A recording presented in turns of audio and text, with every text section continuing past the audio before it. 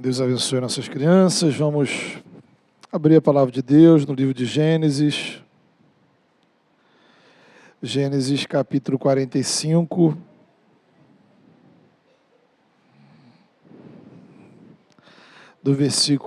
A partir do versículo 1. Gênesis capítulo 45, a partir do versículo 1. A palavra de Deus diz assim: a essa altura, José já não podia mais conter-se diante de todos que ali estavam, e gritou: façam sair a todos. Assim ninguém mais estava presente quando José se revelou a seus irmãos, e ele se pôs a chorar tão alto que os egípcios o ouviram, e a notícia chegou ao palácio do faraó. Então disse José a seus irmãos: eu sou José, meu pai ainda está vivo. Mas os seus irmãos ficaram tão pasmados diante dele que não conseguiam responder-lhe. Cheguem mais perto, disse José a seus irmãos.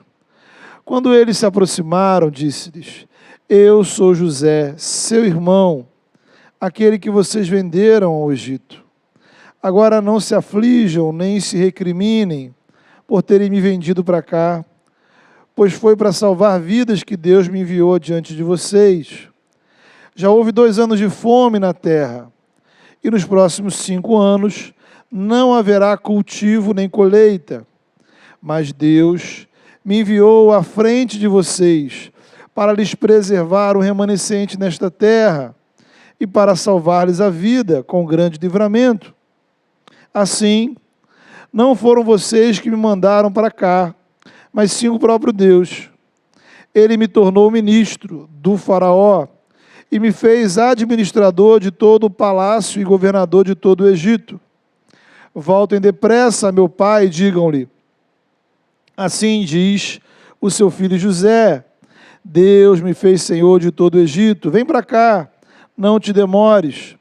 Tu viverás na região de Gósen e ficarás perto de mim, tu, os teus filhos, os teus netos, as tuas ovelhas, os teus bois e todos os teus bens. Eu te sustentarei ali, porque ainda haverá 5 anos de fome. Do contrário, tu, a tua família e todos os teus rebanhos acabarão na miséria. Vocês estão vendo com os seus próprios olhos, e meu irmão Benjamim também, que realmente sou eu que estou falando com vocês. Contem a meu pai quanta honra me prestam no Egito, e tudo o que vocês mesmos testemunharam, e tragam o meu pai para cá depressa. Então, ele se lançou chorando sobre o seu irmão Benjamim, e o abraçou. E Benjamim também o abraçou chorando. E em seguida beijou todos os seus irmãos e chorou com eles. E só depois os seus irmãos conseguiram conversar com ele. Quando se ouviu no palácio de Faraó que os irmãos de José haviam chegado, o Faraó e todos os seus conselheiros se alegraram. Disse então o Faraó a José: diga a seus irmãos que ponham as cargas nos seus animais, voltem para a terra de Canaã e retornem para cá, trazendo seu pai e suas famílias. Eu lhes darei o melhor da terra do Egito, e vocês poderão desfrutar a fartura desta terra. Mande-os também levar carruagens do Egito para trazerem as suas mulheres, os seus filhos e seu pai. Não se preocupem com os seus bens, pois o melhor de todo o Egito será de vocês. Assim fizeram os filhos de Israel. José lhes providenciou carruagens, como o faraó tinha ordenado, e também mantimentos para a viagem. A cada um deu uma muda de roupa nova, mas a Benjamim deu 300 peças de prata e 5 mudas de roupa nova. E a seu pai enviou 10 jumentos carregados com o melhor do que havia no Egito, e 10 jumentas carregadas de trigo, pão e outras provisões para a viagem. Depois despediu-se dos seus irmãos, e ao partirem disse-lhes: não briguem pelo caminho. Assim, partiram do Egito e voltaram a seu pai Jacó na terra de Canaã. E lhe deram a notícia: José ainda está vivo. Na verdade, ele é o governador de todo o Egito. O coração de Jacó quase parou. Não podia acreditar neles. Mas quando lhe relataram tudo o que José lhes dissera, e vendo Jacó, seu pai, as carruagens que José enviara para buscá-lo, seu espírito reviveu. E Jael disse: basta, meu filho José ainda está vivo. Irei vê-lo antes que eu morra. Amém. Queridos irmãos, estamos nós nesse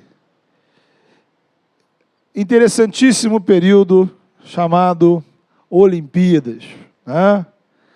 E para quem gosta de esporte é uma loucura, né? Difícil a gente trabalhar, né?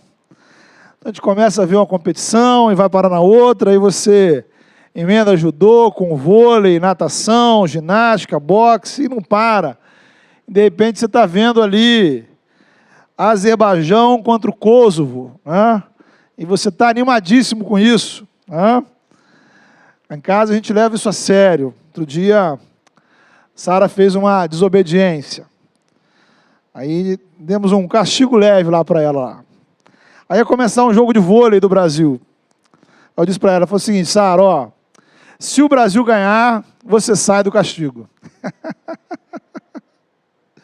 E ela ficou doida, né? Torceu pra caramba. E o Brasil ganhou, deu certo.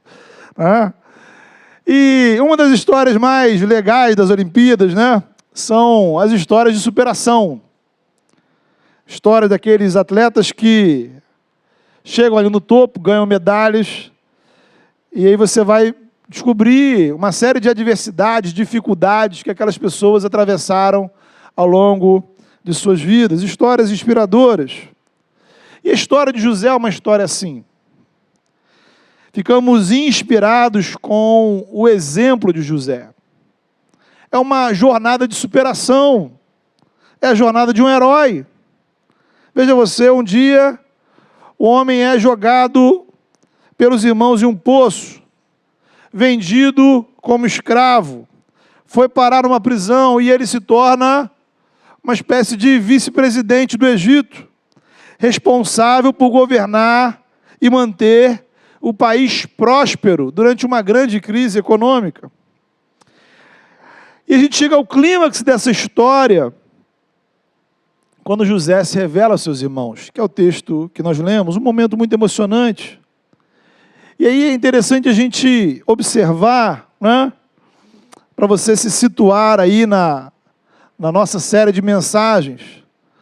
Domingo passado a gente pregou em Gênesis capítulo 39, capítulo onde José foi vendido como escravo pelos irmãos. E ele foi parar no Egito. E aí um comandante lá do exército do Egito, chamado Potifar, compra José e coloca José para trabalhar na sua casa. E tudo ia muito bem para José. José cresce no conceito do seu chefe, e aí José está cuidando de toda aquela casa, e tem uma série de privilégios. Era um escravo estrangeiro e agora é o governante de uma casa que tinha muitos funcionários, porque era a casa do comandante lá do exército. A mulher de Potifar resolveu seduzi-lo, ele diz não para ela, e ela joga ele na prisão. Capítulo 40 vai mostrar José na prisão. E na prisão, Deus dá a José a interpretação de sonhos dos seus colegas de prisão. Um colega era o copeiro do rei, o outro era o padeiro. O padeiro morreu 3 dias depois, o copeiro foi restituído à função que tinha junto do rei. Aí a gente chega no capítulo 41. Faraó, rei do Egito, também tem sonhos. E ele chama todo mundo para interpretar aqueles sonhos. Os homens mais sábios do Egito, os feiticeiros, os bruxos, os adivinhos. Ninguém conseguia interpretar os sonhos de Faraó. Aí o copeiro lembrou de quem? De José. Falou: rei, quando eu estava lá na prisão, tinha um jovem hebreu que era fera nesse negócio de interpretação de sonhos. Imediatamente o rei manda chamar José. Sonho de Faraó, você já deve conhecer, né? Famosíssimo sonho das 7 vacas gordas e das 7 vacas magras, seguido das 7 espigas de trigo boas, cheias, e das 7 espigas murchas e magras. Nos 2 sonhos, as magras engolem as gordas e ainda continuam magras, raquíticas, mirradas. Qual o significado desse sonho, desse mistério? A resposta de José vai estar lá no versículo 41 do capítulo, aliás, no versículo 28 do capítulo 41. Deus está mostrando a Faraó o que ele vai fazer. Haverá 7 anos de fartura e depois 7 anos de muita fome. Deus está revelando o que ele vai fazer para que você, Faraó, escolha alguém muito sábio, alguém que possa gerenciar e economizar os recursos do Egito durante os anos de fartura, para que o povo possa sobreviver quando vierem os anos de fome. Adivinha quem Faraó escolhe para governar o Egito, então, nesse período? Aquela história, quem tem a visão, tem a missão. José, você é o cara. Agora você tem o comando de todo o palácio, de toda a terra, de todo o povo. A partir desse momento, a palavra de José é lei. Então veja, vamos organizar nossas ideias. Primeira experiência de José no Egito. Ele é administrador na casa de Potifar. E aí, por sinal, né? Imagine você, aquela sem vergonha da mulher de Potifar, quando ficou sabendo que José agora era o cara do Egito. Né? Pois bem, primeira experiência de José no Egito é administrando a casa de Potifar. Segunda experiência de José no Egito, ele administra a prisão do Egito. E agora ele estava administrando o Egito inteiro. Gênesis 41, versículo 36, afirma que José tinha exatos 30 anos de idade, quando assumiu o posto de governador do Egito. Quantos anos ele tinha quando foi vendido pelos irmãos? 17.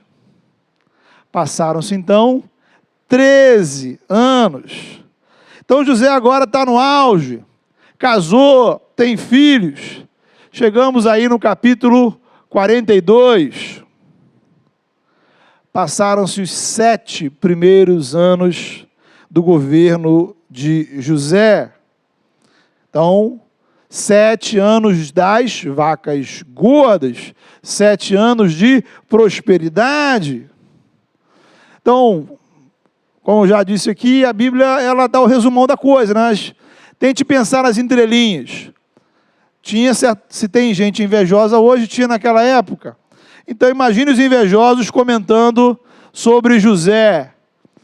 Será que alguém não lançava dúvida se essa história toda de vacas magras, vacas gordas daria certo?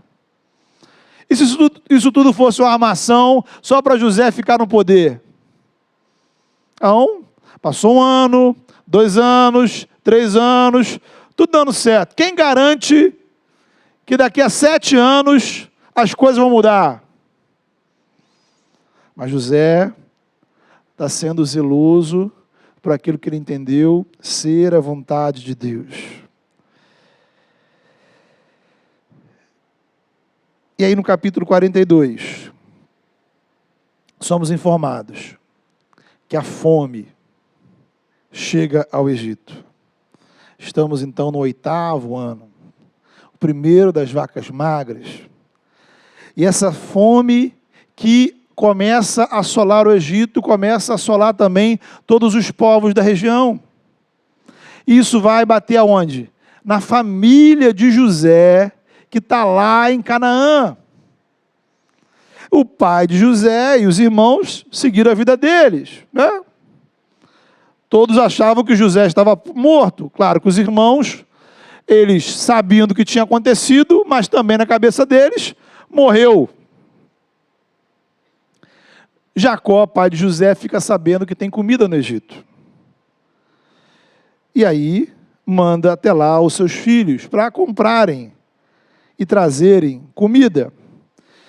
E aí temos essa situação muito interessante. Imagine você, José sentado, uma espécie ali de trono, né? Com toda a pompa, cercado por servos, assessores, e uma fila enorme de gente indo comprar comida, porque só tinha comida lá. E nessa fila estavam quem? Os irmãos de José. E José lá de cima olha e os reconhece. Capítulo 42, versículo 9. Lembrou-se José dos sonhos que tivera a respeito deles. Veja que interessante. Como é que essa história toda começou? Essa história toda começou quando José ainda era um adolescente. E José, de repente, teve um sonho. Uns sonhos estranhos. Onde os seus irmãos se curvavam diante dele.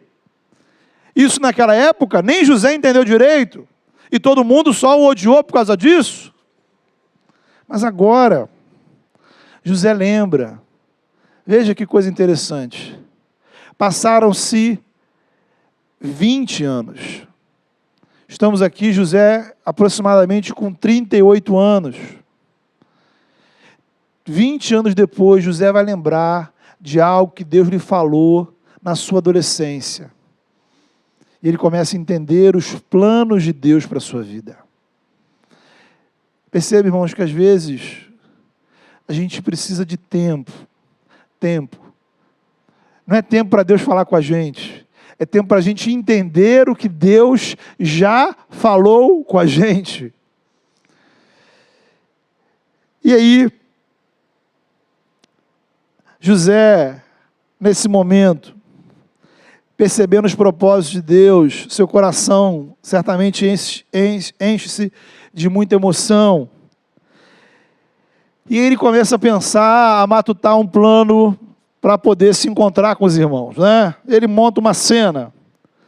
A ideia dele, primeiro, né, talvez ele quer tirar uma onda com os irmãos e inventa uma história de que os irmãos estavam ali para espionarem o Egito. Eles responderam, note bem a resposta deles para José.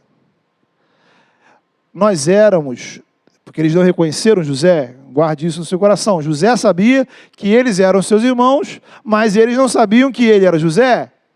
Então eles falam para José, não, José, senhor governador, imagine, nós éramos 12 irmãos, filhos do mesmo pai. O nosso irmão mais novo está agora com o nosso pai, que era o Benjamim, e o outro morreu. Quem era o outro? José.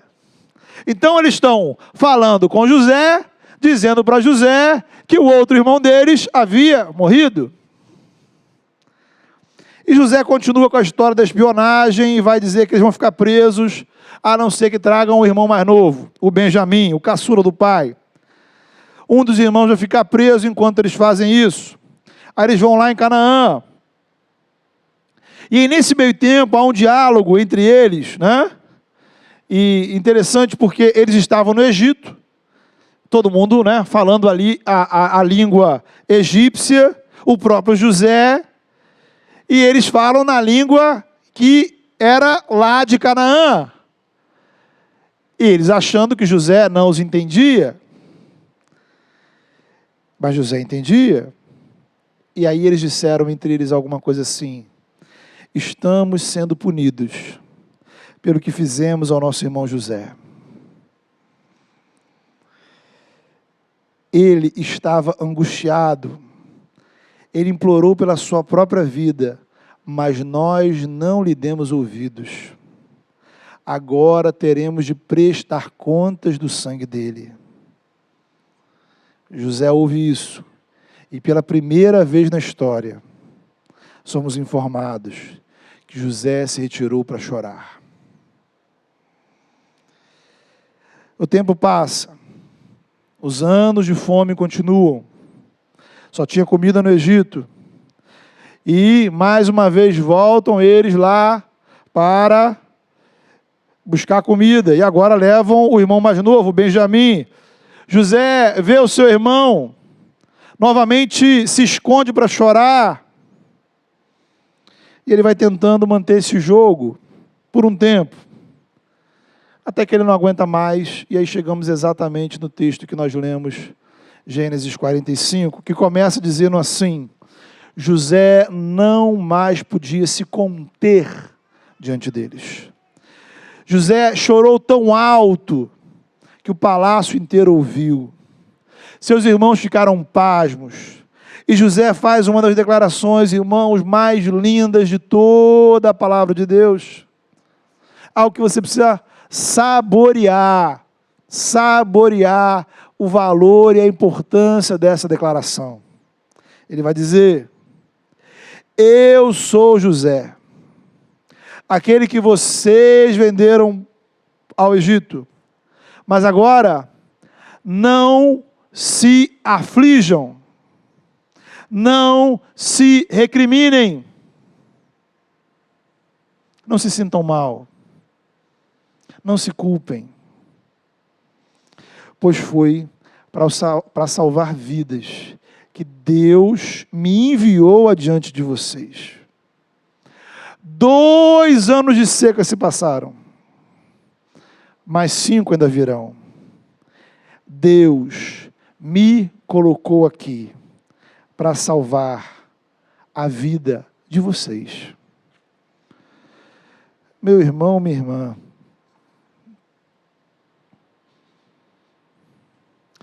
você precisava ler esse versículo mais 10 vezes por dia. 10 vezes por dia, para mastigar bem, entender bem, guardar bem o que ele quer dizer no seu coração. É uma história que nos ajuda a refletir sobre as adversidades, como lidamos com elas, como devemos reagir ao mal que recebemos, como reagir às injustiças, como reagir às mentiras, às violências, aos abusos, que às vezes vêm das pessoas mais próximas, amigos, familiares, até irmãos em Cristo. Ora, naturalmente José não é o único que passou por injustiças na vida. A maldade do mundo nos atinge o tempo todo. E ela nos atinge às vezes diretamente, às vezes de modo indireta, quando vemos pessoas ao nosso redor, conhecidas ou não, sendo afetadas. A maldade do mundo atingiu o Filho de Deus. O Filho de Deus se tornou homem, viveu entre nós, e ele não conseguiu passar ileso. Ao contrário, a maldade que Jesus enfrentou não foi a maldade de bandidos, incrédulos, desconhecidos. Foi a maldade dos líderes religiosos do seu próprio povo. A maldade do mundo fez Jesus sofrer. Ele sofreu tanto sendo afetado por essa maldade, quanto vendo essa maldade ao seu redor. Por isso que Hebreus vai dizer, a carta aos Hebreus, que ele sabe o que nós estamos sofrendo, porque ele passou por adversidades. E o problema é que a maldade, queridos, ela nos contamina, ela envenena o nosso coração. A maldade é tóxica. Ela semeia dentro de nós pensamentos e sentimentos ruins. E aí nós começamos a cultivar o mal dentro do nosso coração.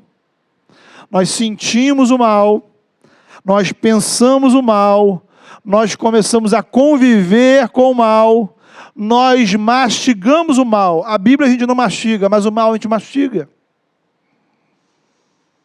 A gente remói. E aí começamos a praticar o mal de maneira natural. Por isso, na mentalidade pecaminosa da sociedade, a resposta óbvia ao mal é o mal. Aquela coisa, não me deixa quieto, não mexe comigo, se pisar no meu calo, sai da frente. Assim, a resposta à agressão é agressão, a violência, violência, ofensa, ofensa, maldade com maldade. Para o senso comum, é até justificável fazer o mal como resposta a quem nos faz mal. E muitos crentes por aí defendem essa ideia. A cultura, ela dá um passo adiante. E a gente passa a ver os vilões com simpatia. Olha que coisa interessante, né? Quando são os filmes e as séries em que, de repente, você é levado a torcer pelo vilão. Então, quem está enganando, quem está roubando, quem está ferindo, quem está matando, e a gente está lá torcendo por ele. Para muitas pessoas, a lógica é muito simples. Circunstâncias ruins produzem pessoas ruins. Ah, eu sou mal, mas eu sou mal por causa dos meus pais, da minha escola, da opressão religiosa, da sociedade. E aí a gente vai justificando, e a gente vai se acostumando, e a gente olha para José e pensa, bem, é um bobo, né? O que ele devia fazer é se vingar dos irmãos, óbvio. Tinha a faca e o queijo na mão, podia matar todos eles, sem sujar as mãos.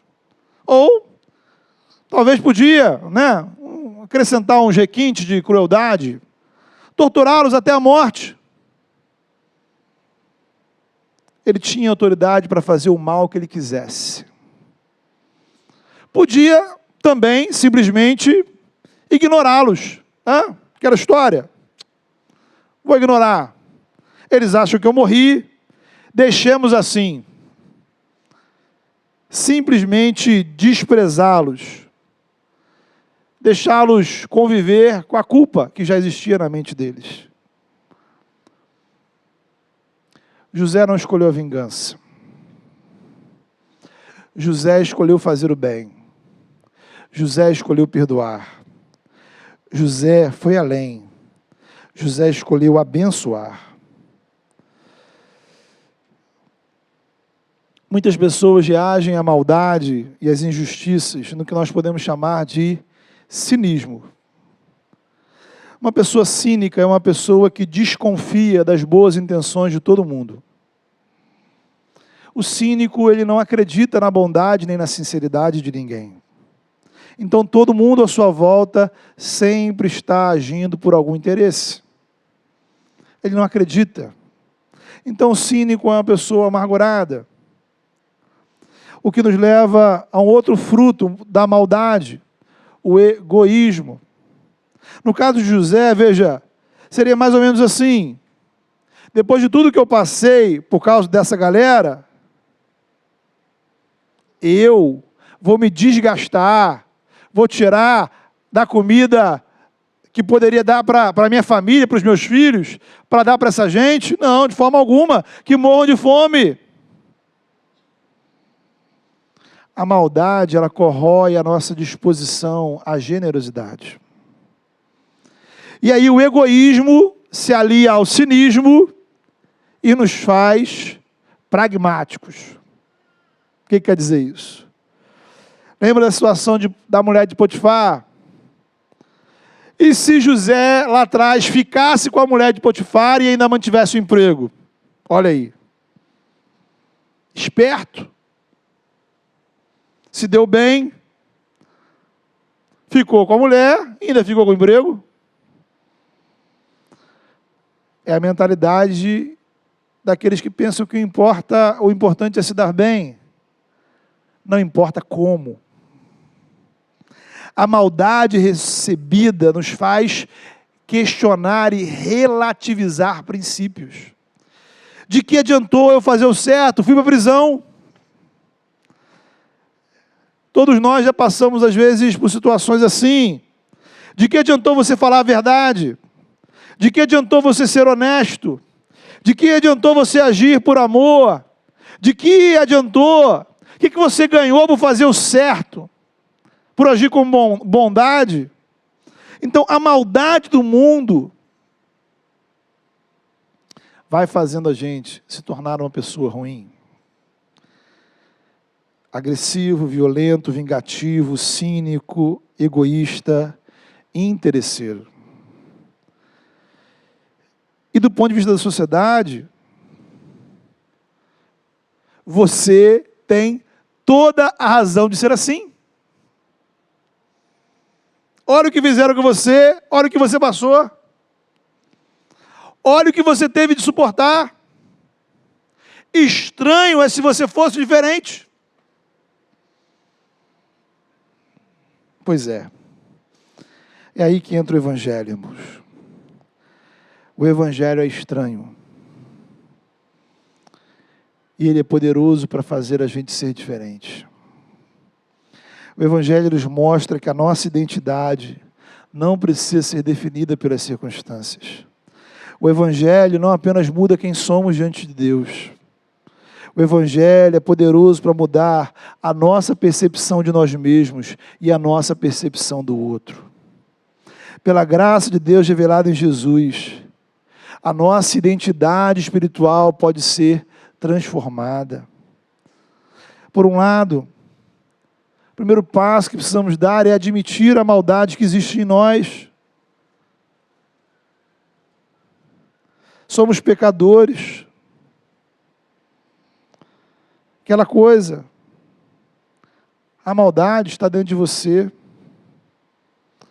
O que significa que você precisa de cura espiritual. O seu coração e a sua alma precisam de cura espiritual.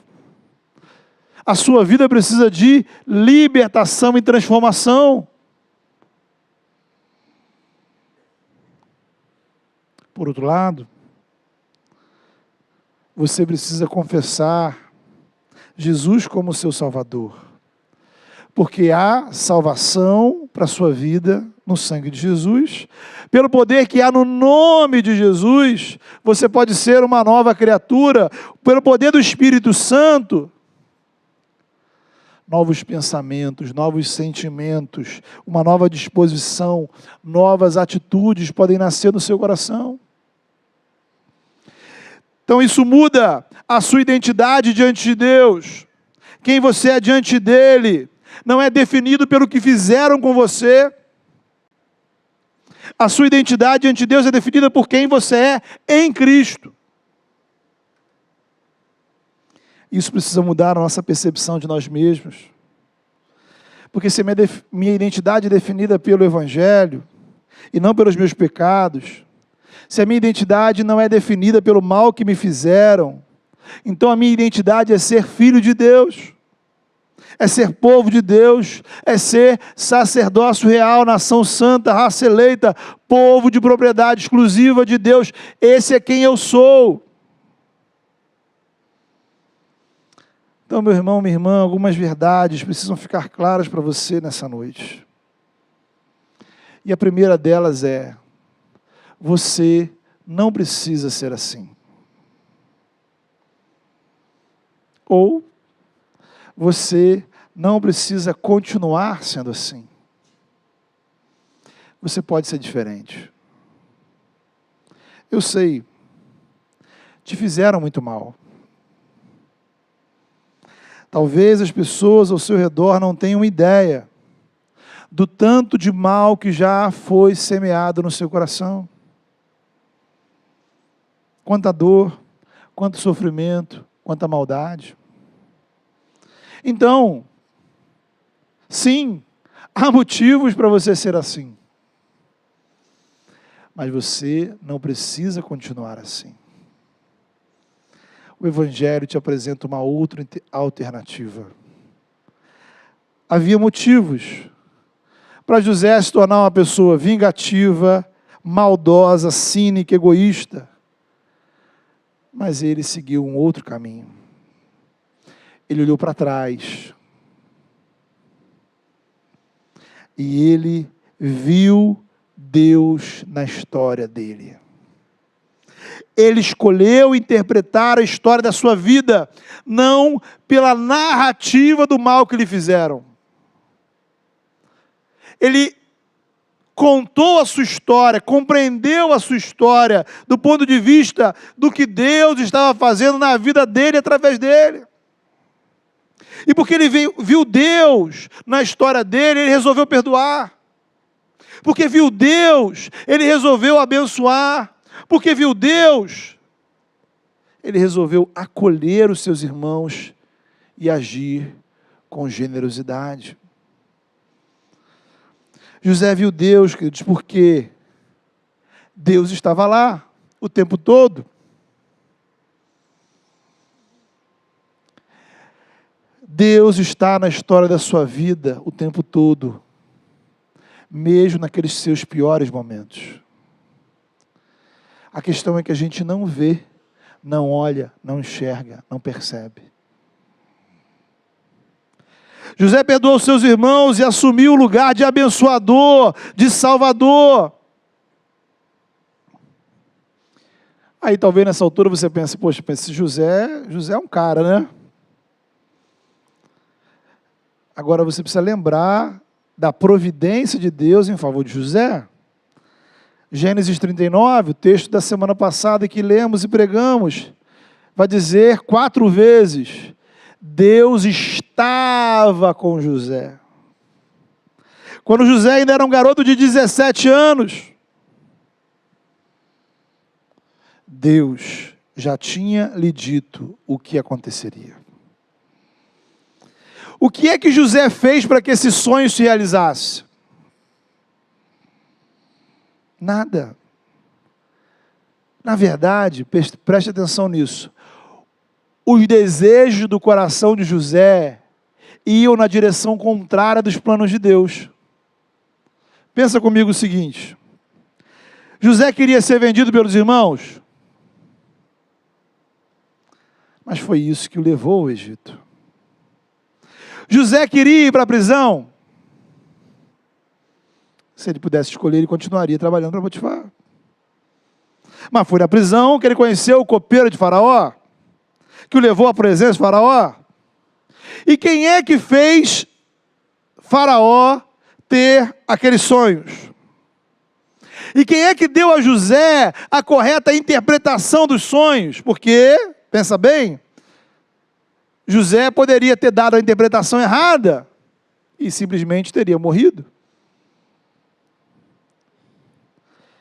Então, lembre-se, mais ainda, o que foi que José fez para ir ao encontro dos seus irmãos? Para se reconciliar com eles? Quem reuniu aquela família foi a fome. As vacas magras levaram os irmãos de José à sua presença. Por quê? Note bem isso. Se as vacas gordas continuassem indefinidamente, talvez essa história não chegaria nesse ponto. Então percebe? Acontecimentos duríssimos. Cada um deles fez José sofrer muito. Cada um deles tirou lágrimas. Cada um deles mexeu com angústia, com dor, com sofrimento, humilhação, vergonha, desprezo. Mas todos esses acontecimentos trouxeram José até esse momento. E aí ele vai contar a história dele. Ele vai dizer, pô, eu sou o homem mais azarado do mundo. Deus me abandonou há muito tempo atrás. Eu só sofro. Não. Ao invés de ver infelicidades, ele vê Deus. Ele agiu com base nessa convicção. A percepção da providência de Deus o constrangiu. Então, não foram as virtudes de José que lhe trouxeram sucesso. Foi o poder de Deus agindo na sua vida. inclusive em momentos e circunstâncias que ele não tinha a menor ideia do que estava acontecendo. Essa é a história de Gênesis, irmãos. Abraão foi um homem de fé, usado por Deus. Mas vimos aqui 300 erros que Abraão cometeu. Quantos foram os erros de Jacó? Então a Bíblia não esconde os erros, as falhas, os pecados. Mas o autor bíblico nos mostra a história dessas pessoas sob a perspectiva do agir gracioso do Senhor. Porque a nossa vitória não está em ser como José. O nosso sucesso não está em imitar as virtudes de José ou a fé de Abraão. A nossa vitória está em reconhecer Jesus como nosso vencedor. A nossa vitória está em Cristo. É nele que somos mais que vencedores. E por meio dele, eu posso ser um abençoador, seja lá qual for as circunstâncias, as dificuldades, os sofrimentos que eu tenha atravessado. Nem todas as histórias do mundo, irmãos, encontram um final feliz como o de José. Nem todas as famílias encontram reconciliação. Nem todos os escravos encontraram liberdade.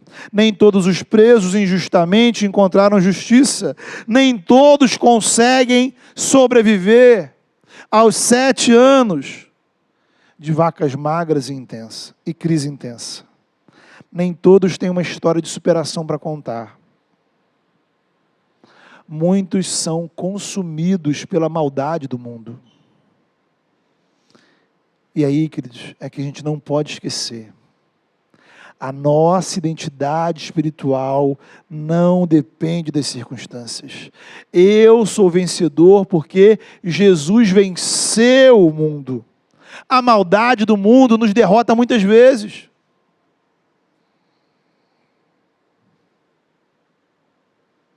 Jesus venceu o mundo. Jesus venceu a maldade do mundo. Eu sou vencedor porque, pela fé, pela graça, Ele compartilha sua vitória comigo. Eu sou vencedor porque Ele me deu um lugar no seu reino e me fez herdeiro de suas promessas. Eu sou vencedor porque um dia os que têm fome e sede de justiça serão saciados.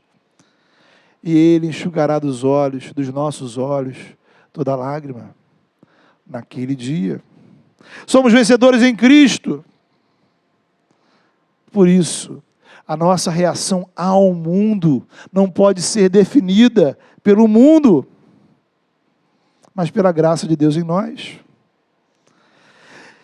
Então você pode sair daqui como entrou. Imagine que você tenha que amanhã ou durante essa semana contar a história da sua vida.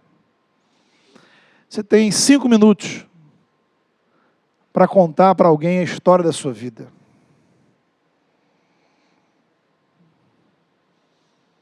Como você contaria? Você pode se contar simplesmente como uma vítima de tantas coisas ruins e de tanta maldade que o mundo já fez com você. Mas há uma outra perspectiva. Há um outro lugar que você pode ocupar. Um lugar de quem reconhece que tem sido cuidado e abençoado pelo Senhor.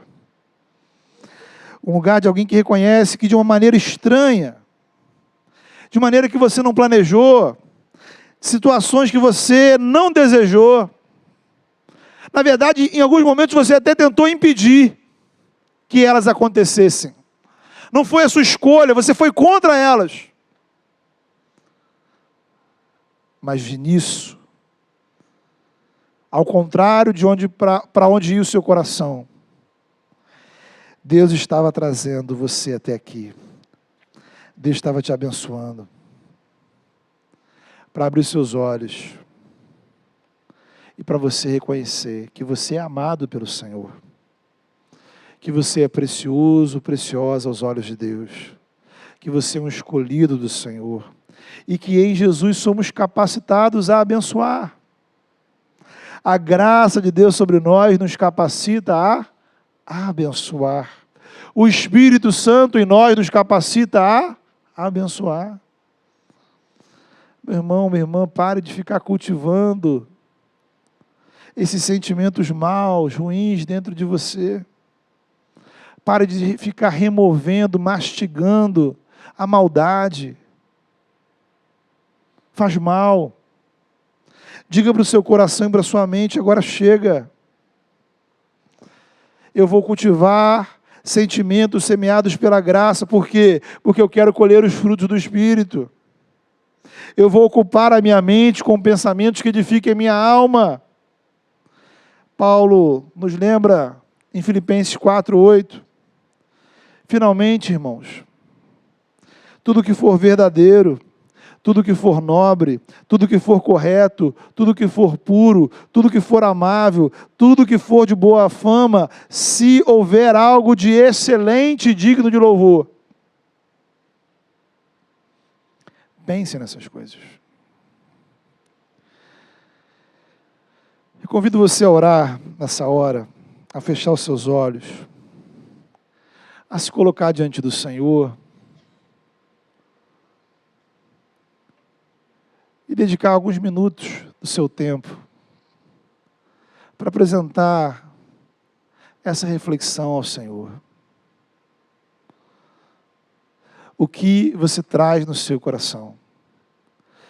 O que você traz de dentro de você? É a maldade? É a dor? É o sofrimento? São as coisas ruins das pessoas que fizeram com você? Ou você consegue olhar para trás e você consegue enxergar Deus? E você consegue olhar para trás e perceber que de uma maneira inacreditável, surpreendente, Deus foi conduzindo a sua história. Deus agiu nos piores momentos da sua vida para trazer você até esse momento. E aí você olha para trás agora e você vai entender, você vai dizer: Senhor, obrigado. Obrigado porque o Senhor cuidou de mim. Obrigado porque o Senhor agiu com providência sobre a minha vida. Obrigado porque muitas vezes o Senhor não fez o que eu queria que fosse feito. Obrigado porque muitas vezes o Senhor me livrou dos desejos do meu coração. Obrigado. Obrigado porque o Senhor agiu na minha história. Obrigado. E peço ao Senhor: Senhor, faz de mim um abençoador. Que eu possa abençoar os que me fazem mal. Peço ao Senhor para lavar o seu coração de tudo ruim que existe dentro de você. Para remover os maus pensamentos, os maus sentimentos. Para que novos sentimentos, novos pensamentos e uma nova disposição possa florescer dentro da sua alma.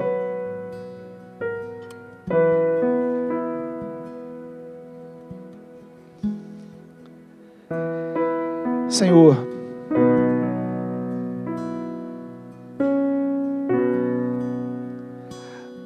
chegamos até aqui, Senhor, mas entendemos que não fomos nós que nos trouxemos até aqui. O Senhor tem conduzido a nossa história.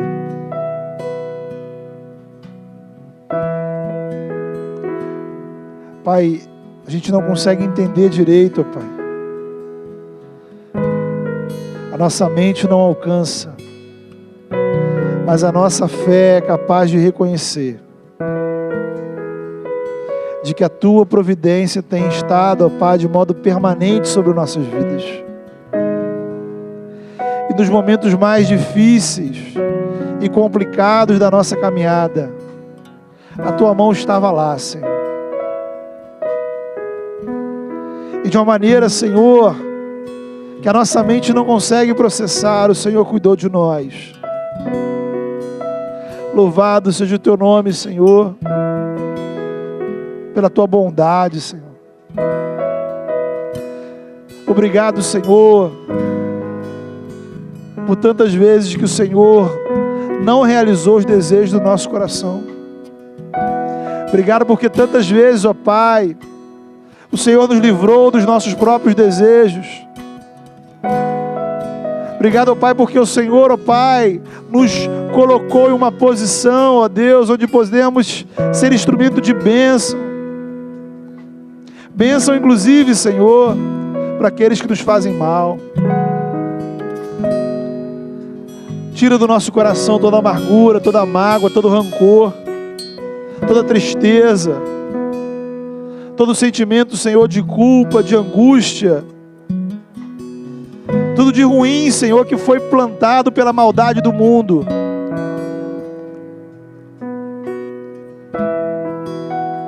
E faz semear, ó Pai, faz nascer sentimentos, ó Pai, plantados pela Tua graça. Uma nova visão, Senhor, sobre nós mesmos, uma nova visão sobre a nossa própria história, uma nova visão da nossa identidade, um novo posicionamento espiritual diante do Senhor, novas atitudes, ó Deus, e uma nova percepção daqueles que estão ao nosso redor. Em nome de Jesus, ó Deus, que possamos, ó, sair daqui hoje convictos, ó Deus, de que nós somos amados do Senhor e que fomos plantados pelo Senhor para sermos abençoadores. Essa é a nossa identidade, em nome de Jesus.